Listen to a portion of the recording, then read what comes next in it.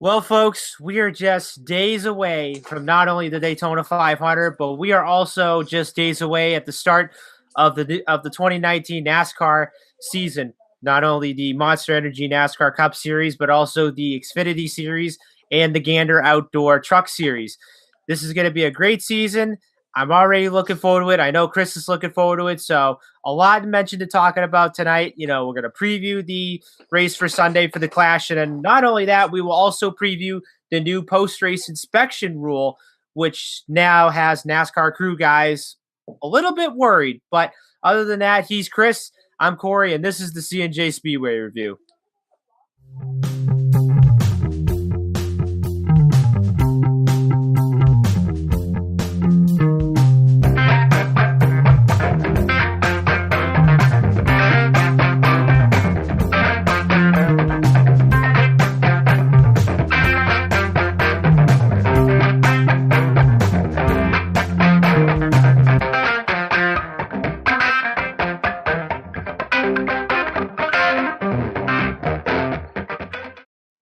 Welcome back, folks, to the C&J Speedway Review. My name is Corey Huffnagel tonight, and we're just days away from Daytona, and honestly, I cannot tell you that, I'm just so excited. I can't wait for this season. Like, I'm just ready to go.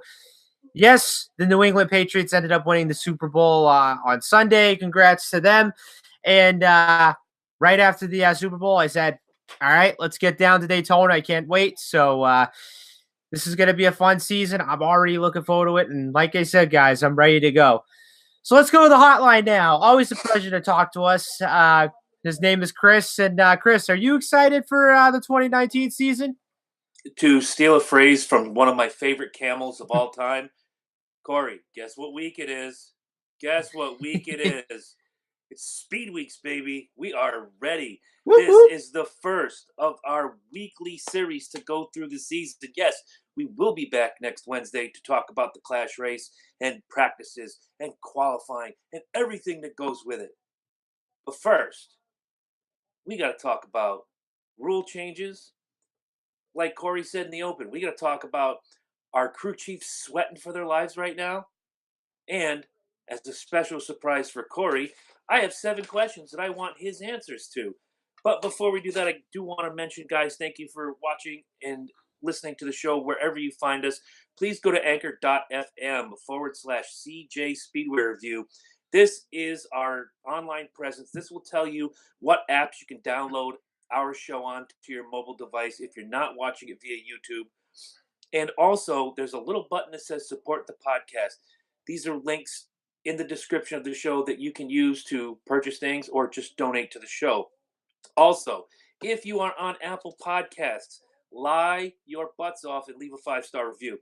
You don't even need to say anything other than these 2 are great. Let us know that you care, and that's the way you can do it. More reviews, more online presence. We appreciate each and every one of you if you would just take a moment out of your lives to do that for us. Having said that, Corey, tip of the hat, my friend, on your New England Patriots. They played a killer game. I had fun hanging with my friends on Sunday, wearing my not my fantastic jersey, courtesy of my great friend Jeff Lame, the Aaron Hernandez jersey that got very many laughs, very much attention. Thankfully, I don't have too many snowflake friends that got offended. It's like, hey man, that guy killed people. You shouldn't be wearing that right now. No, they were all laughing. They all were part of the joke, man. But the real joke to me was the game itself, not taking anything away from New England. Obviously, storybook season. 6 rings for Tom Brady. 6 rings for one man on one team. We may never see it again. As far as I'm concerned, I said it before the Super Bowl. I say it now after the game, win or lose. Tom Brady's the GOAT, and there's nothing we can do about it. Indeed, there is. And one thing I want to take away from that game, I thought it was, don't get me wrong, I thought it was a good game, but in my knowledge, it wasn't really the best game, like from what I expected. I mean, yeah, 13-3, like, I'll take it, like a win's a win. But to be honest, like, I thought like both teams, could have played, a lot better and could have scored a lot more points than it was. But having said that, I thought the game was good. The halftime show, I'm going to say, like, it was okay, but in my opinion, the NFL could have done a lot better, of choosing somebody to perform. I didn't watch the halftime show. I went outside, got a call from my uncle from Cleveland, Ohio. So I shot the breeze with him for about 30 minutes. I came back in, there was football. So I was happy. One thing that somebody mentioned, D. Snyder from the band Twisted Sister, he says, you go to any NFL football game and you hear the go-to songs. Enter Sandman by Metallica. We're Not Gonna Take It by Twisted Sister. Rock and Roll Yeah. All Night by Kiss. Crazy Train by Ozzy. Welcome to the Jungle by Guns N' Roses. But yet they use these every week, yet none of those bands have ever performed halftime. The NFL is doing something wrong. Right. And then there was also one part in the halftime show where there was I don't know if you saw like the whole like band performance of SpongeBob SquarePants, but I guess everybody was excited for the whole SpongeBob like Sweet Victory performance, whatever. And they only showed that for like probably 2 seconds, and then after that, it just went to like Kendrick Lamar performing. And from what I heard, I guess they said it was a big letdown like for everybody. And I mean, to be honest, like for me, like I didn't really like care like if it was going to happen or not. Like, the only thing that I was kind of happy about was they only showed it for a few seconds. I mean, yeah, it was disappointing for everybody, but it just is what it is that you have to deal with. Well, next year when Maroon 5 goes back out on the road, sometime in the middle of their concert, I hope they put on a punting contest, because that's what we saw this past weekend, a punting contest with a concert in the middle. Yeah. So we're just going to flip the tables and go with it. But big news, man. Look, let's get it out of the way early. The trucks are there. The cars are there. The teams are there. Everybody's there. And Saturday, Sunday. Sunday, yeah, Sunday. We'll talk about the wheres and the whens and the hows and the what fors in just a little while. But the unofficial opening of racing season. You're excited, I know. But we got to talk about these rule changes first, man. All right. So the biggest rule change this year, and this came out on Monday pretty much on Monday, the day after the Super Bowl. So NASCAR announced on Monday for all 3 series will have a new post-race rule for all the race-winning cars with to be found violations. And if they are found to be violated, they will be disqualified from the race. So meaning, the first place guy gets disqualified and will be sent back to 43rd. The guy that finishes second will take home the win and get all the prize money, the points, and everything else in between. So how this is going to work is the post-race inspection is going to go from approximately 90 minutes to 2 hours after the race has been won. So after all that's been said and done, so let's say like if a team is found disqualified, not only they will be stripped with the win, but they'll also strip with benefits of playoff points, stage points, and then postseason bursts, everything else, and so forth. Honestly, like, when I first read this on Monday, I kind of thought to myself, I really think NASCAR did a really good job at doing this, because I think, from what they were thinking about was, and I think for what everybody was tired about was, whenever like there's a team that, gets penalized or fails post-race inspection, it's pretty much, we have to wait until Wednesday to figure out, what the penalty is. And then once Wednesday comes, you have, driver gets penalized, so-and-so, amount of points, crew chief gets fined, this much amount of money, and they get suspended for like 1 race or 2, whatever. But let's face it, you get those crew guys, that kind of push it over the limit sometimes, adjusting the cars and whatever it is. And the one thing I kind of hate about is, if a race car is found illegal and, NASCAR says, okay, you can still keep the win, but, we have to take away these points and everything else, so then that ought to way you're not eligible to make the playoffs. I mean, it's happened to Joey Logano back a few years ago. It happened to Kevin Harvick last November when, of course, he was going to go to Homestead easily, and then he gets penalized with a 75-point penalty because of the illegal rear spoiler. And then, of course, it's happened to a lot of drivers, that have either pretty much, got away with it. So it's kind of like a slap in the wrist. But now, I think a lot of these drivers are going to be extra cautious. And I guess all these crew guys are going to be cautious as well. But I'm going to be really interested to see which team gets caught with this first. Because let's face it, I mean, even if you get disqualified, whether if it's in like the playoffs or if it's pretty much going to the championship at Homestead, that could be pretty much a big difference, from the racing standpoint. Oh, of course, and especially if it's a team where it's their only win that season. I'm not a big fan of the taking the win away and taking. I'm in agreement with the money, with the points, with the other sanctions that NASCAR seems fit to lay down on a driver that or a team that is found to be in violation of the post race inspection. But taking the win and the trophy, and they've already had the party. Yeah. All you're doing is taking away the gift. It doesn't make any sense to me. I liked the old way, but I understand why they're doing it because it happened more in the last 2 seasons than I think I've ever seen in, oh my lord, almost 40 years of watching racing. It's insane the amount of violations. And look, they all know what to do. You come correct, bring the cars correct each and every week. If you're having a little problem picking up some speed, turn here, wrench there, whatever, find a way to gain that speed or go out with what you brought and see if you can wheel home a victory. There's a lot of things about this that irk me, and I guess all of our questions will be answered going forward after the Daytona 500 on the 17th. I think this is going to be a race on the 17th where everybody's coming clean. Everybody's going to try to please the principal. Then we go further on in the schedule, and you're going to see people trying little things here and there that are not necessarily in the rule book. Let's see if this gets caught. Well, we made that. Let's go and see if this gets caught. And eventually, you're going to stick your hand in the cookie jar one too many times. Mama NASCAR is going to catch you, and you're going to get slapped. And now here's one question for you. So let's say like you have the championship for at Homestead, and I'm gonna give this one out for example. So let's say if let's I know say where if, you're going. I was going to ask this question later.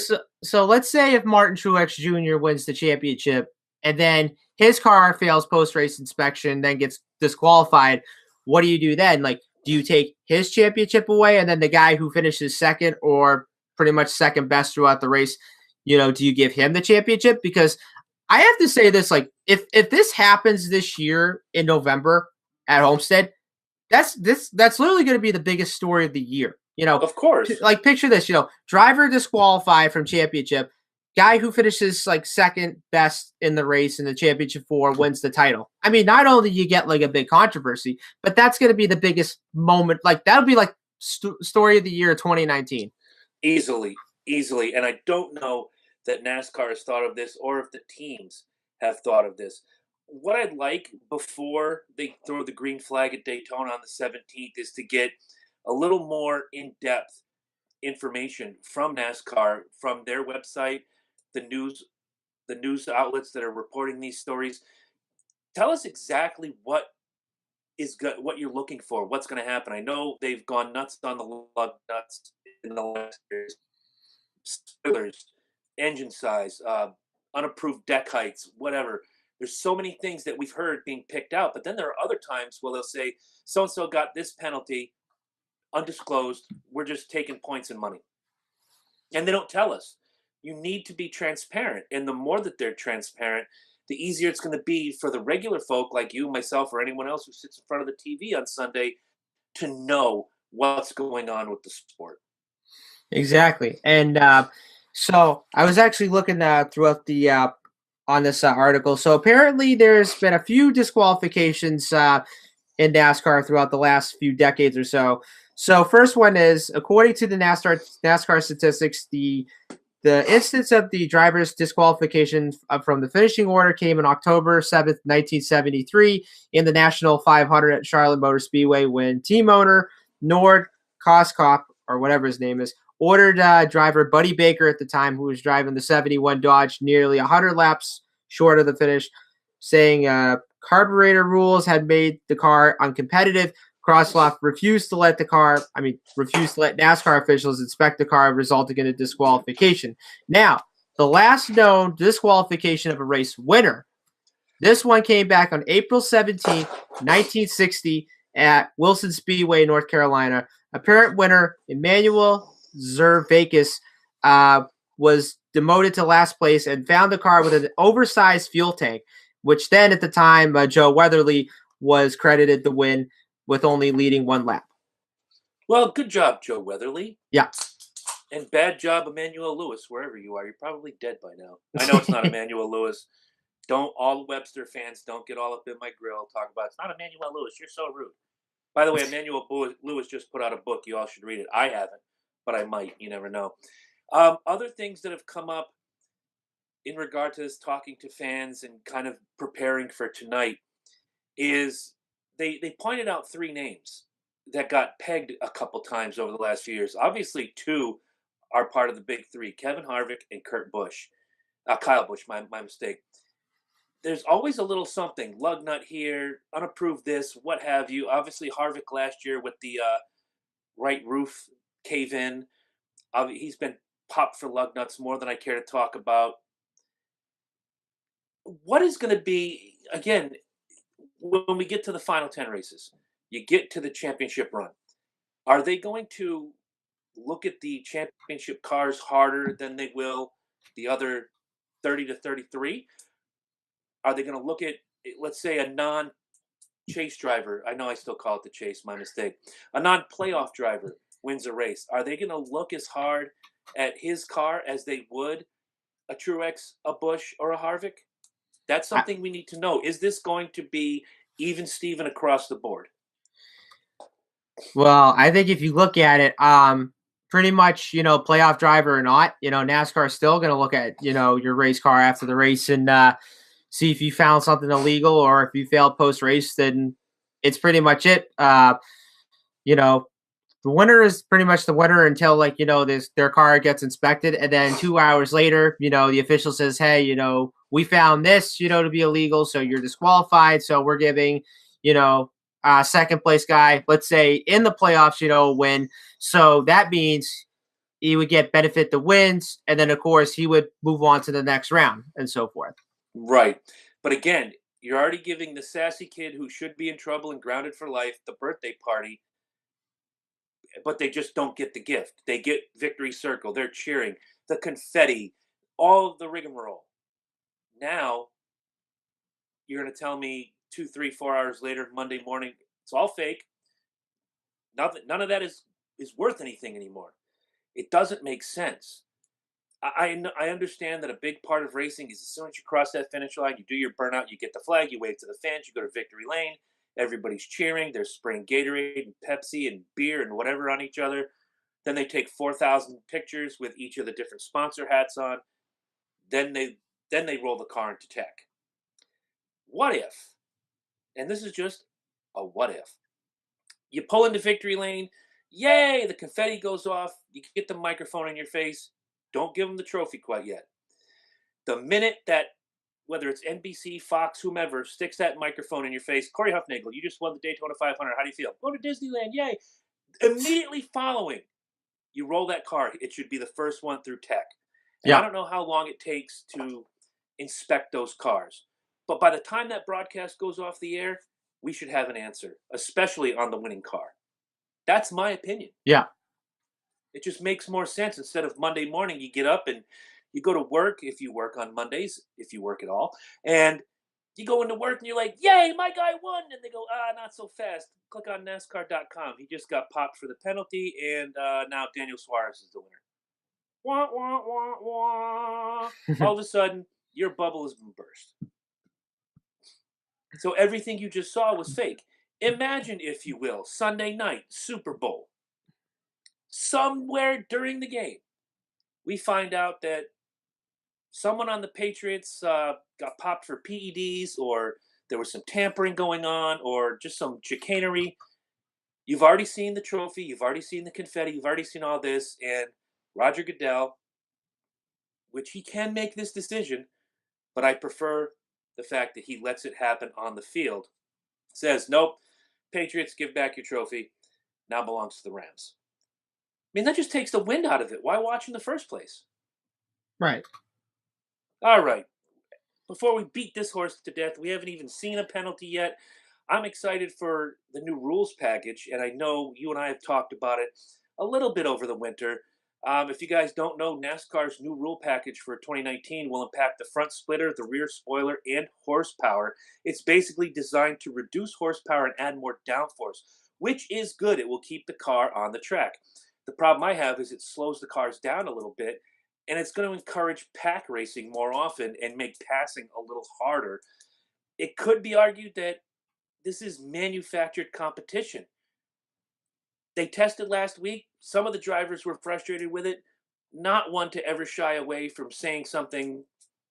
Kyle Busch comes out and he says, and I quote, I think this takes the driver skill away from the drivers, and anyone can go out there and run wide open and be competitive because you're slowing the cars down. What do you think?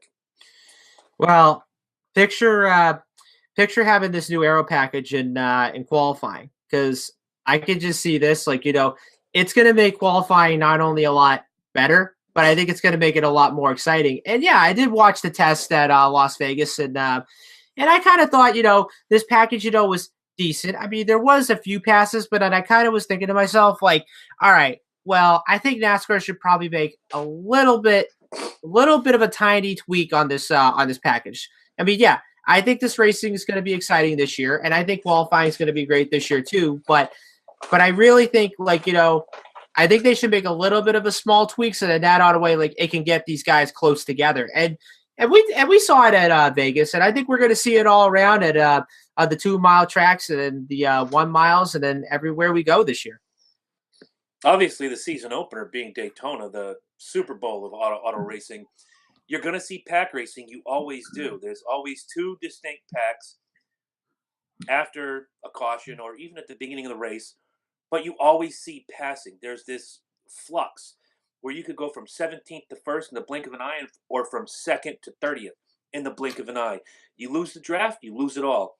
You find a good drafting partner, you're going to ride the train all the way to the front. I'm not opposed to pack racing. What I am opposed to is this is a sport that is built on speed. It is built on pushing a car to its limits, pushing yourself and your abilities to the limits to get to the finish line first. Look, no offense, but if you want to watch watered down racing like this, there's 100 different tracks out there, 100 different people that here, everybody gets the same car, go out and do it. This takes away from the engineering of the car. All of these shops, all around the south, the exception of Furniture Row, which is no longer with us, God rest. Going back to your shops in North Carolina, South Carolina, wherever, building the fastest race car you can, bringing it out there, and pushing the limits. To me, the new rules package doesn't benefit anybody but the underfunded teams. I do agree on that, and I think that's what some people have been saying. And who knows? I think with this new rules package, I mean, it could get a big advantage to all the low funded teams, like Front Row Motorsports, Go Fast Racing, and pretty much all the small teams there is. But like everyone said, like they don't want to see a Talladega and Daytona like every single race, and I get that. But I really want, but the only thing is that I want to see a lot of close racing, not just on the super speedways, but everywhere we go. And I think the only thing that we have to change and we have to fix is pretty much racing on the mile and a halves, because every year when they go on the mile and a half racetracks, like the guy would be leading by about, I'd say, like 5 seconds or so, and then the guy would be racing for second place. I didn't really like that, and I think with this new package that's coming in, it's going to change all that. Oh no, you're absolutely right. You want to see close competitive racing. You also, every now and again, you have to see someone go out there and be that dominant car that wins by 12 seconds. Or in the case of the 1996 Southern 500 that I went to, 3 cars finished on the lead lap. Jeff Gordon, Ken Schrader, Jimmy Spencer. Everyone else was a lap or more down. And these guys were blowing everybody away. It wasn't until the last 10 laps that Jeff Gordon really made a push to separate himself from Schrader and Spencer and put his stamp and win that race by, I think, 6 seconds. Which Yeah. at Darlington, a mile and a third, that's an eternity. 6 seconds is not easily overcome in the late stages of a race at Darlington. Whereas 6 seconds in Daytona, you can reel that in 1 second at a time, lap by lap. Yeah. So, again, I just don't want this to look like, going outside to your local highway, which right here, if I went down the street, I see I-395 and just watching the line of cars go by. I want to see passing. I want to see exciting moves. I wonder how the package is going to affect the 3 road courses on the schedule. Just a lot of questions, man. But guess what? They're all going to start to get answered in just days. We are a week and 4 days away from Daytona, but yet we've got the Clash this weekend. I don't know what the sponsor is now. There was the Busch Clash, the Gatorade Clash, the Clash that played London Calling back in 1982. Let's just talk about some racing, man. 20 cars, 20 winning drivers from years past. They're all going to go at it in somewhat of a preview all-star race. You've watched some of the testing. Who looks good for this weekend at Daytona? All right, so for Sunday we have the and to answer your question on sponsor wise of the race, the Advanced Auto Parts Clash. Okay, Advanced Auto Parts, and so 3:00 Eastern time on FS1, and of course on if you have Sirius XM satellite radio, you could go to the NASCAR channel, which is on channel 90. Which, of course, the guys down this weekend will be the Motor Racing Network. The voice of NASCAR. I've been waiting to hear that I have been waiting for the last few months. It. Yeah. So I'm going to give you the list of drivers that are going to be competing this weekend. So you have Kurt Busch, Brad Keselowski. Actually, Kurt Busch in the one car. Brad Keselowski, Austin Dillon, Kevin Harvick. Ryan Newman in the 6 car. Chase Elliott, Eric Almirola. Denny Hamlin, Ryan Blaney, Clint Bowyer, Kyle Busch, Martin Truex Jr. in his new ride in the 19, Eric Jones, Paul Menard, Joey Logano, Jamie McMurray in the 40 car, Daniel Suarez in his new ride in the 41, Kyle Larson, Jimmy Johnson, and Alex Bowman. Not a bad field. If I had to pick without seeing lap 1 of any racing until this Sunday at 3 p.m., early favorites have got to be Joey Logano and Austin Dillon. Austin Dillon having won last year's race. I'd throw an honorable mention out there to Eric Almirola, who also had a fantastic Daytona. Maybe another honorable mention to Kevin Harvick. He's won there before. But I could give any one of these guys a nod, a pick, an honorable mention. But I'm going to stick with the 2 I chose. Austin Dillon, Joey Logano. See, I was kind of thinking about this one the last few days, and I thought, the one guy that I'm really going to be keeping my eye on this Sunday is none other than the 9 car Chase Elliott, because if you looked at how he did on the super speedways last year, I mean, yeah, he did great. He did great Daytona in the July race until he got caught up in a big wreck.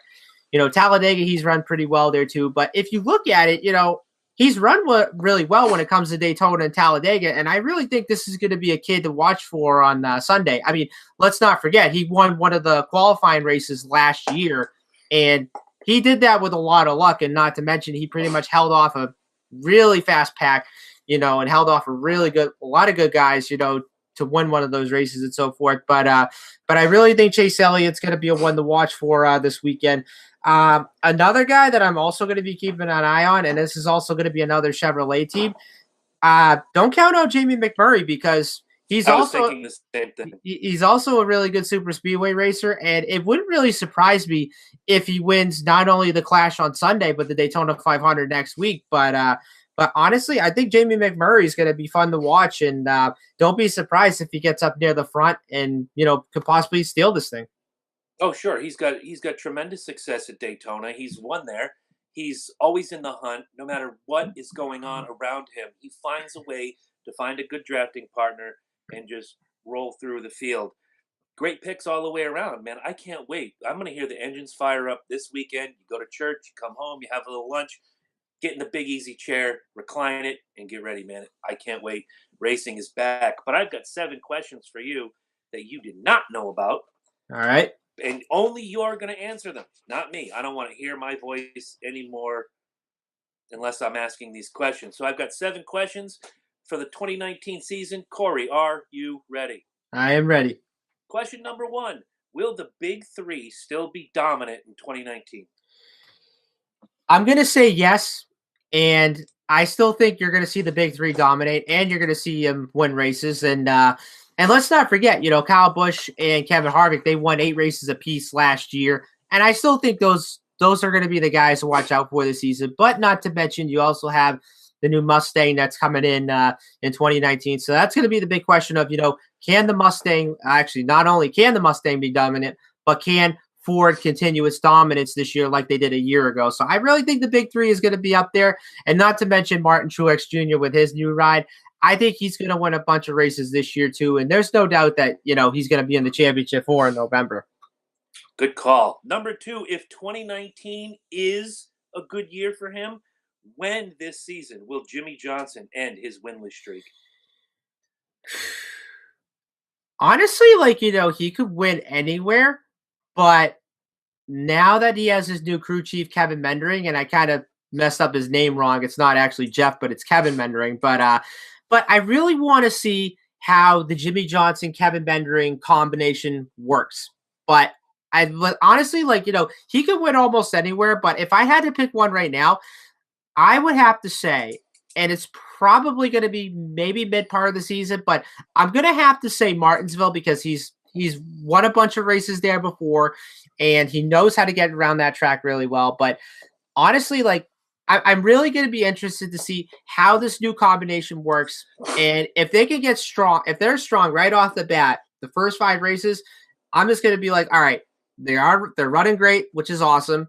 This is the 48 that everyone's been all expecting the last, 7 years, 8 years, whatever. Now everyone's all going to ask, okay, can you win races and can you win an Ace championship? But we'll just have to see. Okay, so you're saying Martinsville spring race. Yeah. Okay. There are many drivers that have changed teams this year. I want you to focus on 3. Okay.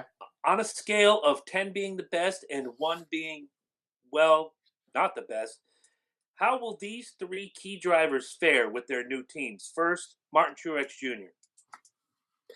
Martin Truex Jr., I'm going to give him a 10. Okay. You think he's going to be very well. Number 2, the number 1 car of Kurt Busch. See, Kurt Busch in that ride, it is a good pick, but for right now, I'm going to give him an 8. I really want to see how that one car does this year. And, with Jamie McMurray being in that one the last few years, it had I'd say 3 victories since 2010. But now with Kurt Busch coming in, I think he's going to bring a lot of momentum to that race team. And I think he's going to run really well and could possibly win maybe 1 or 2 races this season. Okay. And the last one on the list is the number 41 of Daniel Suarez. Now, this one kind of questions me, because when Stewart-Haas Racing picked him, I kind of thought, all right, he's not too bad of a pick. And I know with Joe Gibbs, he ran pretty much average the last 2 years. So I'm kind of thinking, all right, it's not that bad of a pick, but for right now, I'm going to give him a 6, because I really want to see what he can do in that 41 car this year. And don't get me wrong, the 41 car is a really good ride for SHR, and I wouldn't be surprised if he gets strong right off the bat. But I really want to see him run well, and I want to see him run up at the front every weekend, and I want to see him, lead laps and can possibly win races in 2019. So on the scale of 1 to 10, what do you give Senor Suarez?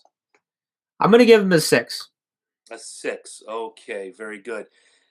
A lot of young drivers came up well last season. A lot of them kind of faltered a little bit. 2017 was a breakout year for Kyle Larson. 2018, obviously, Chase Elliott, the biggest mover and shaker of the young guns. Who is primed to have a breakout year this year? To be honest, the one driver that I think could have a breakout year this year, and this might probably surprise some people, but I'm going to say William Byron on this one. Okay. Now, the reason why is because you have Chad Canals coming over to the 24 team, which, of course, 81 races he's won, 7 championships he's won. And I was thinking about this the last 2 months, and I thought, you know what? I really think with Chad Canals coming over and helping William Byron, which, of course, now he's in his 2nd year, I think those guys could do something. They could win races, and, they could run really well, a lot better than what they did last year. And, of course, I know Byron was a rookie. I get it. It was his rookie season. But now I think coming into this year, I think Byron's going to have this all figured out.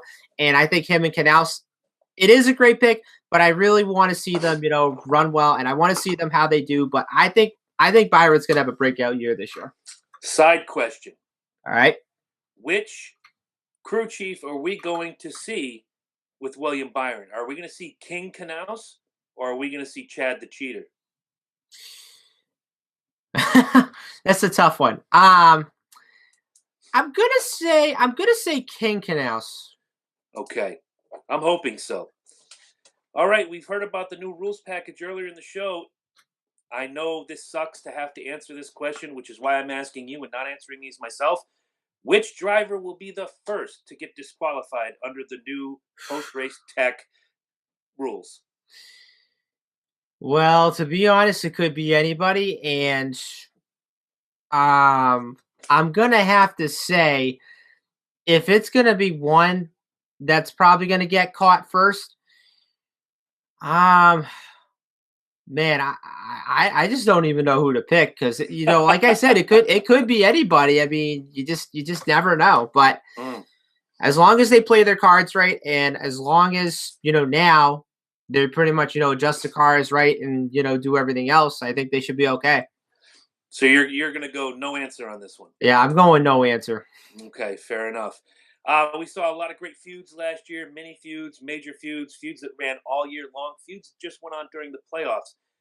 Who will be our first 2019 NASCAR feud? I'm gonna say Kevin Harvick, Kyle Busch. Okay, the 4 and the 18. Very nice. And even though we heard earlier in the show Kyle Busch complaining about some of the new rules, how long will it take before drivers complain about the new rules package? Well, since this rules package is coming to pretty much the second race of the season at Atlanta, that's going to be the big test. So Atlanta's going to be that big test of how this new rules package is going to fare, during the race, throughout the three stages and everything and so forth. But I'm going to give it maybe, I would say, like 10 races, until like drivers pretty much decide like what they think about this package. Okay, well, you answered all 7 questions. Well, you answered 6 out of 7, but you gave me the 4A of Chad the Cheater or King Canals. So I'm going to let you slide on the first to get disqualified. No big deal. But guys, we're not going to let you slide when it comes to helping support our podcast. So please take a minute out of your day to go to anchor.fm/CJ Speedway Review. This will show you where you can find the different apps, where you can find us on audio only, all sorts of different platforms. There's a button right near it that says support the podcast where you can do some shopping or make a donation. And don't forget, especially you, Chelsea, wherever you are, to take a moment to go to Apple Podcasts and leave a review. 5 stars. It doesn't matter what you say. It's their funky algorithm. We just want to know that you're out there and you support the show. So please take a moment out of your day to do that for us. And now, Corey, what else do you have on the docket tonight? Okay, so keep following us on the CNJ Speedway Review. Make sure you follow us on YouTube. Make sure you subscribe. Hit the bell, to get information, notifications, and when we go on air and when we upload on YouTube. And of course, as Chris mentioned, please go to anchor.fm /CJ Speedway Review. You can find us on there, and then not to mention also find us on Facebook, Twitter, and Instagram as well. And also follow one of my Rowdy Burns social media sites. So this one I have tonight, follow me on Twitter. So this one is Twitter, Rowdy51 Racer. I wanted to make the Twitter name short, and I'm trying to make some adjustments on the Rowdy Burns social media names and so forth. And not to mention, me and Chelsea can't wait for the NASCAR season to start. And I know her favorite driver can't wait, to win some races and hopefully win a championship with Joe Gibbs. And I also can't wait for NASCAR to start as well. And I know Jack, my grandfather, which of course he was happy that the Patriots won on Sunday, given the fact that he's from Pennsylvania. He's a huge Pats fan. He can't wait for NASCAR to start too. So I think it's going to be a fun season, and I can't wait. And don't forget, guys, I am wearing my Patriots shirt, so it's not like for the love of Pete, so here we so go. so it's not like what happened last year when I was going for the Eagles. And Isaiah, if you're watching this right now, the one that viewed my story today. Thank you. And no, I did not wear my Eagles hat. And I know you're probably gonna be like, well, the Eagles won last year in the Super Bowl, so you might want to remember that. And I'm like, I'm sorry, but who ended up winning last night or Sunday night in the Super Bowl? Yeah, we get it. But also one funny story. So what's his name? Isaiah? Yeah. Isaiah, you're only as good as your last season. There's one champion and 30 losers. Guess what? He's wearing the championship shirt. Big ups to him. The rest of us, losers. Doesn't matter if you finished 13-3 and got robbed by some refs and are crying the blues, starting petitions down in the Biggie. I'm going too much on the Saint fan again. I'm going to leave it alone. But one champion, 31 losers. Get over it. Let the man have his moment in the sun. And by the way, the Eagles were champs up through and including 1 second left to go in the game. So, yeah, if you're an Eagle fan, hey, you had a little extra time. You got to enjoy being Champion Jones. But guess what? The champ is back, and it doesn't look like they're going to be stopped. Go ahead with your story. And also, there's another friend of mine I also want to give a shout out to. So his name's Mark. And what's funny about him is he's a big like Detroit Lions fan. So the day after we won the Super Bowl, so he ends up posting up this like box score of when the Patriots played the Detroit Lions in Week 3.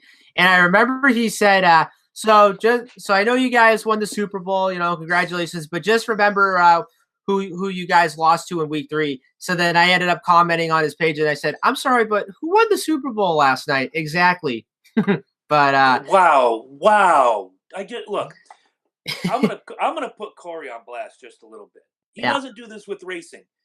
But for some reason, when it comes to football, I got to put on my little teacher cap and I got to sit Corey down in the front of the class and go, okay, Corey, here's how it is. Do you remember a post you put up the day after the national championship? Besides the fact that everybody was all saying, like, see, I told you Bama lost. No. I wasn't one of them. No. Until I know. I read, well, yeah, it was a good game, but we're still the best. No, you're not. Right. You lost. You came in second. Yeah. You are the second best. So now this is just remember, one champion and a whole bunch of losers to the side. And another thing, for all the people, I might be one of them that said, boring game. I never said the Patriots were lucky. I never said that they don't deserve to win. But for all of you out there who did, they don't ever ask how you won. They ask if you won. That's all. Right. So as we get ready to go into racing season, just one last comment that I need to make. That Jimmy Johnson thing has been still up there. We've been doing this show nearly 2 years. Can you get like a Taylor Swift poster or something to put up in place of that? I could probably get another poster or something, but yeah. Let's just say I've been pretty lazy on this for like the last few months, and I just try 2 years. I'd probably say like more than 2 years, but it's funny because like I want to like get that down, but like the problem is it's just that I don't have time. But I don't know. It's gonna be soon though. You leave it there. I don't care. It is what it is. I just like to bust your chops about it all day long. Corey, I know we're going to be texting back and forth Sunday during the race. I'm looking forward to it. You're looking forward to it. And all of you out there, this is the chance where you get to be interactive with us. Whether it's on the Twitter, Instagram, whatever Corey set up, we also have the Facebook page. Why don't you tell us between now and Sunday, who's going to win the Clash this Sunday? Give us your picks. If your guy wins, we'll give you a shout out on the show. We'll do that for you, unless you are Captain Car Wash, in which case you get nothing for the rest of your life. Good day, sir. I said good day, sir. But and also for anybody else that's tuning in, if you guys want to see some racing on Saturday, you'll also have the ARCA Racing Series at Daytona, I think 4 o'clock Eastern time on FS1. So like I said, guys, the ARCA Racing Series, whenever they race at Daytona and Talladega, it never disappoints, but they also put on a good show too. You know, I failed to mention, I forgot about this. I'll be working this Sunday. I don't normally work Sundays, so Ah, I will have the race in my ear. yep. I will be watching on the NBC Sports app the next day on my Fire Stick to see the actual racing action. But yes, there will be text messaging going on. There will be tomfoolery via the magic of cellular telephone gimmick Schnaebitz-Fernum. We're going to have some fun. And if I can plug the other podcasts that we have the Basement Quest, which is my partner, Michael Loki Smith, talking about gaming.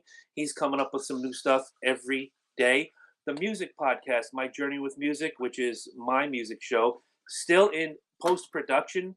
We're still waiting to get the first episode out to the people, and we're going to make some tweaks on it here and there. You can find both of those on Facebook. Also, the Loki and Jabroni Show. We had fun last night with local comedian Big ENC Ian Cunningham. If you haven't seen his Patriot parody videos, which are phenomenal, Just Slants, Amendola, Champ Grind of Edelman, the Gronk song, Mo Brady, Mo Gronk, that's Ian. And he was sitting right here next to us last night. He's a good friend, and he brought beer. So that makes him good in our book. In 2 weeks, we're going to be featuring rock musician and recent author Joey Casada from the band ZO2. He is also a wrestling podcaster on YouTube, Wrestling with Joey Licious. Very funny stuff. He reached out to me. I don't know. I think he found me through another podcast that I listen to that a friend of mine does. We became friends. We shot the breeze on Tuesday, I believe, for about a half hour on the phone and had a good time. So Joe is looking forward to coming on the show. You might learn a little something, something.